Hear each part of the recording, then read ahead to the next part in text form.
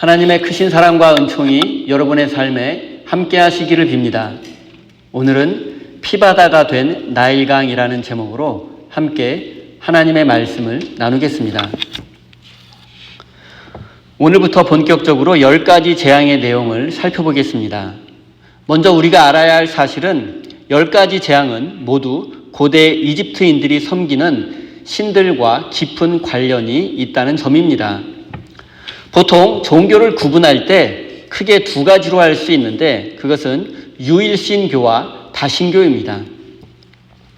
기독교는 유일신 종교로서 오직 하나님만을 참된 신으로 섬기는 종교입니다. 하지만 다신교에는 수도 없이 많은 신들이 존재합니다. 고대 이집트와 그리스 로마 문명에는 기본적으로 많은 신들이 있었고 다신교 사회였으며 셀 수 없이 많은 신들이 존재했습니다. 그렇기에 로마 제국 전성기 시절에 수도 로마에 판테온이라는 신전이 있었는데 이 판테온이 모든 신들을 위한 신전이라는 뜻이에요. 그 안에는 수만이 넘는 신들을 섬기고 있었습니다. 심지어 다신교 사회에서는 인간이 신이 될 수도 있었습니다. 고대인들, 특히 고대 이집트인들이 나일강과 동물, 심지어 곤충까지도 신으로 섬겼던 이유는 그것들을 실제로 신으로 믿었다라기보다는 그로 인해서 일어나는 자연재해와 재난과 같은 끔찍한 사건들을 예방하기 위해서라고 할 수 있습니다. 이제 10가지 재앙의 구체적인 내용을 살펴보겠습니다. 첫 번째 재앙은 나일강 물이 피로 변한 사건입니다. 그리고 이것은 나일강의 수호신 크놈과 나일강의 영 하피 그리고 오시리스 신과 관련이 있습니다. 두 번째는 개구리 재앙인데 당시 이집트인들은 헤케트라는 개구리 신을 섬겼는데 다산의 축복을 주는 신이었습니다. 세 번째 재앙은 이 재앙으로서 땅의 신 게부와 관련이 있습니다.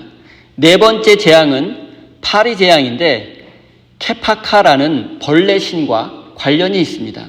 다섯 번째 악질 재앙은 염소의 형상을 가진 핫솔 신과 관련이 있습니다.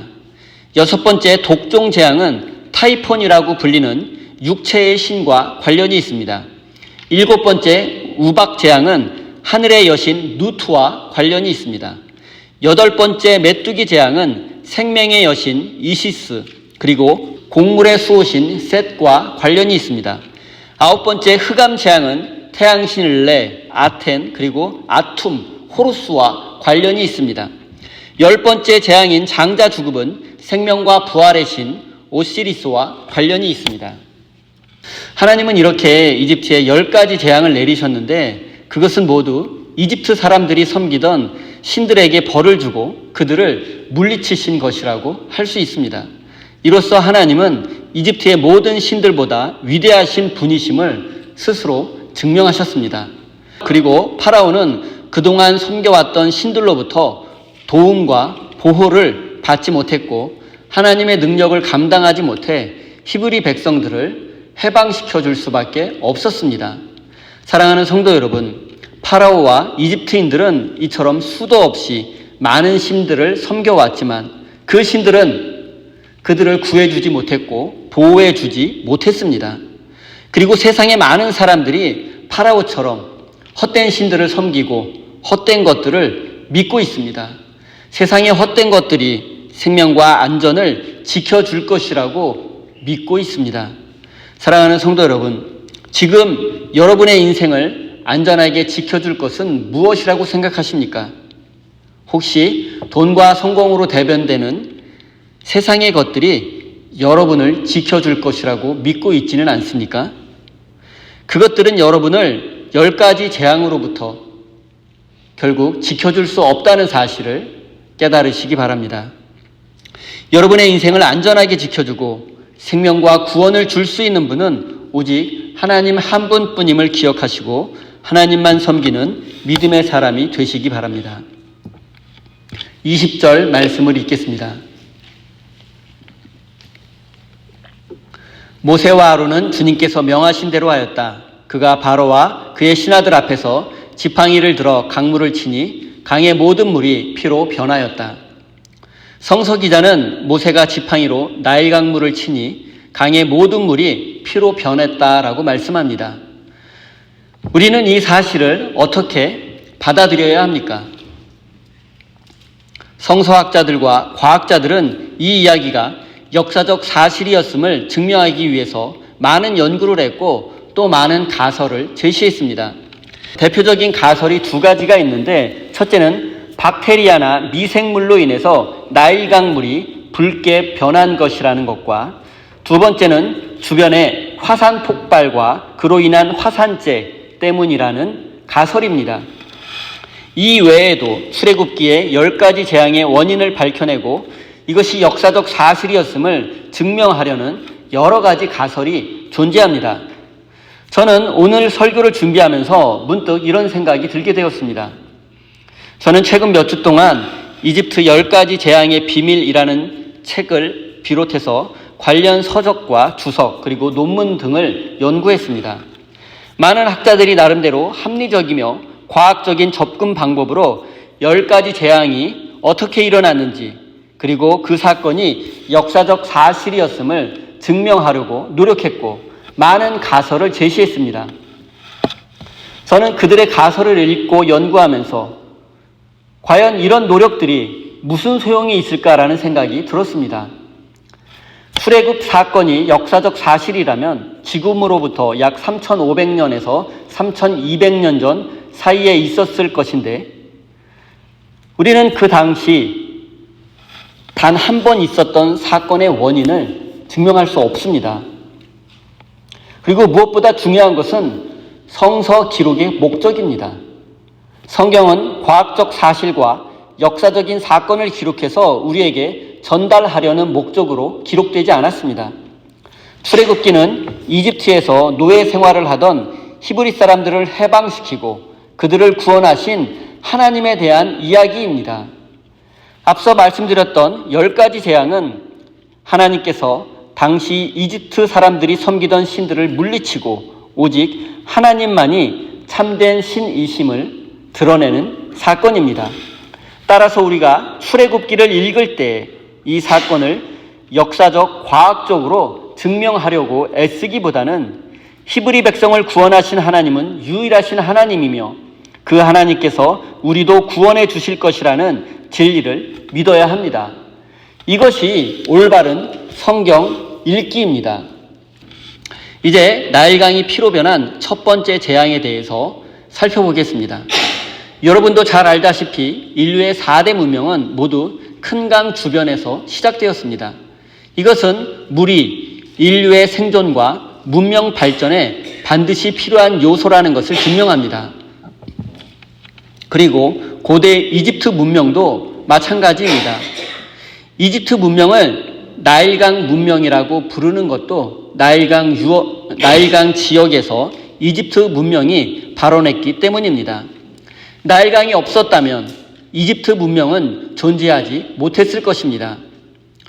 여러 고대 문명 중에서 이집트의 왕이었던 파라오의 권력은 유독 강력했습니다. 이것도 나일강과 깊은 관련이 있습니다. 고대의 왕은 백성들의 최소한의 생존권을 보장해 주어야 했습니다. 그리고 그 중에서도 가장 중요한 것은 식량을 확보하는 것이었습니다. 인류 최초의 문명으로 알려진 수메르 문명은 티그리스 강과 유프라테스 강 하류에서 시작되었습니다. 그런데 이 지역은 강 상류에서 눈이 녹는 시기와 폭우가 내리는 시기를 예측할 수 없었고 예상치 못한 때에 강 하류, 즉 수메르 문명의 도시들의 대홍수를 가져왔습니다. 그래서 수메르 도시의 건축물에는 방수시설이 되어 있습니다. 하지만 수메르 도시 국가들의 왕들은 치수, 즉 홍수를 다스릴 수 없었고 그로 인해서 도시들이 쇠퇴하고 왕권이 약해지기도 했습니다. 여러분, 그런데 이집트는 달랐습니다. 나일강은 총 길이가 6,600km 정도가 되고 지구상에서 가장 긴 강입니다. 이 강의 발원지는요, 에티오피아의 고원지대에서 시작되고 빅토리아 호수를 거쳐서 사하라 사막을 지나서 이집트에 도달하고 지중해로 흘러 들어가는 강이 바로 나일강입니다. 그런데 이 나일강이 특별한 것은 강 상류에서 많은 물이 흘려 내려오는 시기, 즉 홍수가 해마다 반복적으로 같은 시기에 일정하게 일어난다는 점입니다. 나일강의 범람은 보통 7월에 시작되어서 10월에 물이 빠지게 됩니다. 7월부터 10월까지는 나일강이 하류에서 범람하게 돼가지고 주변이 진흙바다가 되는 거예요. 그런데 강 상류 열대 지역에서 진흙이 내려오는 거잖아요. 물과 함께. 그러니까 이 강 상류에 있는 진흙이 영양분이 많은 진흙이에요. 이게 떠내려와가지고 지금 이집트의 삼각주, 알렉산드리아가 삼각주잖아요. 거대한 삼각주. 열대 지역에서 내려오는 아주 질이 영양분이 풍부한 진흙을 함께 쓸어서 내려와가지고 나일강 삼각주 지역에 쫙 퍼지게 되고 그 물을 저장해서 저수지를 만들기도 하고 그 물이 10월달 정도 되면 물이 또 쫙 빠지게 됩니다. 그러면 그 나일강 삼각주 지역이 농사 짓기가 정말로 좋은 땅이 되는 거죠. 10월달, 11월달부터 씨를 뿌리게 되면 봄에 수확할 수 있어요. 봄과 여름에. 나일강 삼각주 지역은 지중해성 기후라 그래가지고 지구상에서 가장 인간이 살기에 완벽한 기후 조건을 가진 아주 건조하고 1년 내내 아주 따뜻한 지역으로 농사 짓기에도 좋고 인간이 살아가기에도 가장 좋은 지역이 나일강 삼각주 지역인데 여기가 바로 이집트 지역이죠. 이집트의 수도가 있었던 알렉산드리아 지역입니다. 여러분, 이때 범람한 강물이 농토를 적시게 되고 그 강물을 모아서 저수지를 만듭니다. 그리고 강의 범람으로 이집트 농민들은 보통 5개월에서 6개월 정도 농사를 지을 수 없게 됩니다. 이때 파라오는 농민들을 동원해서 왕궁과 신전 등과 같은 대형 건축 공사를 진행했습니다. 나일강의 홍수는 해마다 거의 같은 시기에 반복적으로 일어났기 때문에 파라오는 홍수를 예방할 수 있었습니다. 그리고 그 물을 잘 관리하고 이용할 수 있었습니다. 그래서 파라오의 권위는 다른 고대 제국에 비해서 훨씬 강력할 수 있었던 것입니다. 보통 고대 제국의 왕들은 신의 선택을 받은 자 또는 신의 아들로 불렸지만 파라오는 신의 현현, 즉 신 그 자체였습니다. 그리고 그의 강력한 권력은 나일강의 물을 잘 관리했기 때문입니다. 나일강은 이집트의 존재의 근원이었으며 생명의 젖줄기였습니다. 고대 이집트인들의 약 97%가 나일강 주변에 살았다고 합니다. 또한 나일강은 이집트인들에게 신 그 자체이기도 했습니다. 나일강은 창조의 신으로 알려진 크놈 신이 지키고 있는 특별한 강이었습니다. 그리고 나일강은 부활의 신 오시리스의 생명이 흐르는 오시리스의 핏줄이기도 했습니다. 또한 풍요의 신 하피는 강물이 범람할 때 땅을 비옥하게 하고 풍성한 열매를 맺게 해 주었습니다. 우리 사진 몇 장 보겠습니다. 이제 나일 강물이 피로 변했다는 이야기를 한번 생각해 보겠습니다. 고대 이집트의 나일강에서는 때때로 적조 현상이 발생했습니다. 이 현상이 일어나면 강물이 온통 빨갛게 변하는데 이것을 멀리서 보면 마치 피가 흐르는 것 같았다고 합니다. 그래서 이 적조 현상이 일어날 때 사람들은 부활의 신 오시리스의 피가 흐른다고 생각했습니다. 또 주전 2300년경에 기록된 이집트 왕조의 문서를 보면 나일 강물이 피로 변했다는 기록이 있습니다. 제가 그 내용을 읽어드리겠습니다. 이것이 어떻게 된 일이냐? 강물이 피로 변했다. 만일 누군가 이 물을 마신다면 인간답게 거부하고 깨끗한 물을 찾으라 라는 내용입니다. 오늘 출애굽기의 내용과 너무나 비슷하죠. 또 기원전 약 2000년 전 이푸어라는 이집트인은 나일강의 적조 현상을 보고 신의 진노와 혼란이 찾아왔다라고 탄식하는 내용을 남기기도 했습니다. 몇 해 전 개봉된 엑소더스라는 헐리우드 영화가 있는데 여기서는 나일강 물이 피로 변한 것이 악어들이 서로 싸워서 피를 흘린 것으로 묘사하고 있습니다. 우리는 실제로 어떻게 나일강 물이 피로 변했는지 또는 핏물처럼 보인 것인지 그 원인과 이유를 현대인들의 눈높이에 맞게 과학적이며 합리적으로 설명할 수는 없습니다. 우리는 단지 신앙적으로 그 이유를 생각해 볼 뿐입니다. 나일강을 흐르는 피는 파라오의 압제로 인해서 힘없는 히브리 백성들이 흘렸던 피입니다. 밤낮 없는 강제 노동으로 힘없는 사람들이 흘리는 피입니다. 그리고 나일강에 던져져 목숨을 잃은 수많은 히브리 갓난 아기들이 흘렸던 피입니다. 또한 종국에는 홍해 바다에 수장될 파라오의 군대가 흘리게 될 심판의 피입니다. 사랑하는 성도 여러분, 나일 강물이 피로 변한 사건은 단순히 강물이 붉게 보이는 현상이 아닙니다. 이 피물은 지금까지 힘없는 자들이 흘려온 수없이 많은 피를 의미하며 다시는 그들이 피를 흘리지 않아도 될 새로운 세상을 상징합니다. 또한 이 피물은 힘없는 자들을 압제하고 착취하는 악한 권력에 대한 심판과 그들이 흘리게 될 피를 상징합니다. 사랑하는 성도 여러분, 파라오는 나일강을 독점하고 그곳에서 나오는 모든 풍요를 자신의 것으로 만들고 힘없는 자들을 압제했습니다. 그리고 하나님은 파라오의 권력의 근원인 나일강을 피로 물들였고 나일강의 신을 무력화시켰습니다. 이것은 오늘 우리 시대에도 똑같이 적용됩니다. 하나님은 불의한 권력자들 그리고 불의한 방법으로 돈과 권력을 독점한 이들을 심판하실 것입니다. 이것이 피로 변한 나일강이 우리에게 주는 교훈입니다. 사랑하는 성도 여러분, 세상은 악이 주도하는 것 같고 정의가 사라진 것처럼 보이기도 하지만 살아계신 하나님은 역사의 주인이시며 이 세상을 정의와 평화로 다스리신다는 사실을 잊지 말고 기억하시기 바랍니다. 21절입니다.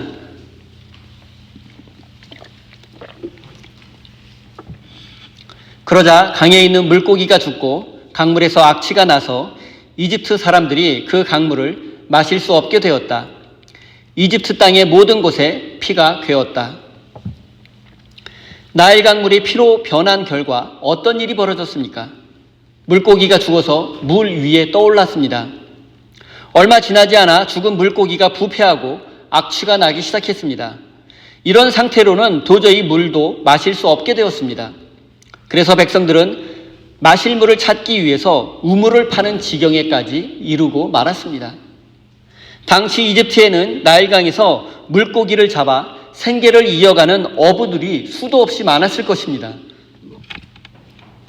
그리고 나일강의 어업이 이집트 경제에서 차지하는 부분도 상당히 컸을 것입니다. 또한 어업뿐만 아니라 나일강과 관련된 산업은 수도 없이 많았을 것입니다. 그런데 물고기가 모두 죽어버렸으니 더군다나 그 물을 마실 수조차 없게 되었으니 이것은 이집트 경제에 큰 타격이었을 것이 분명합니다. 그리고 결과적으로 이집트 백성들의 삶은 힘들고 고단해졌을 수밖에 없습니다. 여기서 우리가 생각해 볼 점은 왜 이런 재앙이 내렸는가 하는 것입니다. 이것은 이집트의 권력자 파라오가 하나님의 말씀을 거부했기 때문입니다. 내 백성을 보내라, 히브리 백성을 해방시키라는 하나님의 말씀을 그가 거부했기 때문에 이 재앙이 임한 것입니다. 그런데 죄는 파라오가 지었는데 그 대가는 그 벌은 온전히 백성들이 받고 있습니다. 힘없는 자들이 고통을 당하고 있습니다. 이것은 또한 우리 현대 사회의 모습과도 똑같습니다. 우리는 민주주의 사회를 살고 있고 민주주의가 아름답게 꽃피우기 위해서 가장 중요한 것은 지도자를 선택하는 일입니다. 즉 선거입니다. 고대 사회에서는 특별한 신분으로 태어나야지만 지도자가 될 수 있었지만 민주주의 사회에서는 선거를 통해서 지도자를 선택할 수 있습니다. 우리가 재앙을 받지 않고 행복한 삶을 누리기 원한다면 지도자를 잘 선택해야만 합니다. 그리고 그 기준은 정의와 평화, 그리고 자유를 최고의 가치로 여기는 사람입니다. 정의와 평화 그리고 자유는 민주주의의 작동 원리이며 또한 그것이 바로 하나님께서 인간 세상을 다스리는 작동 원리이며 인간을 사랑하시는 방법이기도 하기 때문입니다. 이제 우리가 나일강의 재앙에 대해서 오해하지 말아야 할 점에 대해서 생각해 보겠습니다. 우리가 성경을 이분법이나 흑백 논리로 읽다 보면 하나님은 이스라엘을 사랑하시고 이집트는 미워하신다고 오해할 수 있습니다. 이스라엘 사람들은 착한 사람들이고 이집트 사람들은 나쁜 사람이라고 생각할 수 있습니다. 하지만 성경은 우리에게 이런 가르침을 준 적이 없습니다. 성경은 이집트라는 한 나라와 민족을 비난하는 것이 아니라 하나님을 떠난 사람, 하나님의 말씀에 불순종하는 사람, 우상을 섬기는 자들의 최후에 대해서 말씀하고 있을 뿐입니다. 사랑하는 성도 여러분, 성경이 우리에게 말씀하는 것은 하나님은 히브리 백성같이 힘없고 의지할 곳 없는 자들의 하나님이시며 그들에게 자유를 주고 그들을 하나님의 백성으로 만들어 마침내 그들을 구원하신다는 것입니다. 사랑하는 성도 여러분, 하나님은 나일강을 피바다로 만들어 파라오와 이집트 사람들이 섬기던 우상들을 물리쳤고 오직 하나님만이 유일하신 하나님이심을 알게 하셨습니다. 그리고 이 하나님이 바로 우리 하나님이십니다. 파라오는 나일강으로부터 오는 모든 풍요로움을 독점했고 그것으로 자신의 권력을 강화했고 백성들 위에 군림했습니다. 하지만 하나님의 심판은 나일강을 피바다로 만들어 그의 권력의 기반을 무너뜨리는 것에서부터 시작되었습니다. 사랑하는 성도 여러분, 파라오가 나일강을 의지했듯이 우리가 의지하고 있는 세상에 그 무엇이 있다면 속히 내려놓고 포기하시기 바랍니다. 그렇지 않는다면 나일강을 피바다로 만드시는 하나님께서 우리가 믿고 의지하는 모든 것들을 무너뜨리실 것입니다. 사랑하는 우리 세임교회 성도 여러분,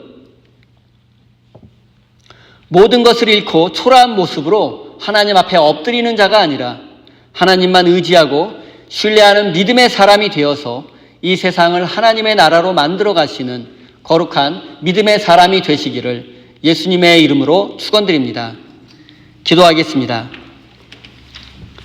참되고 유일하신 하나님, 파라오는 수많은 신들을 섬겼으며 그 자신도 스스로 신이라 주장했지만 그는 아무것도 지키지 못했고 그가 믿던 신들도 그를 구원하지 못했습니다.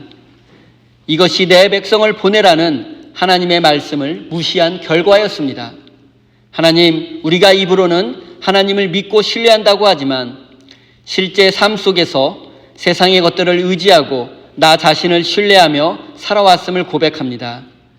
우리의 연약한 믿음을 긍휼히 여겨주시고 굳센 믿음을 주셔서 하나님만 신뢰하는 믿음으로 살아갈 수 있도록 도와주십시오. 하나님, 우리는 믿음의 삶을 살면서 나일강물이 피로 변한 것과 같이 원인과 이유를 알 수 없는 일들을 경험하기도 합니다.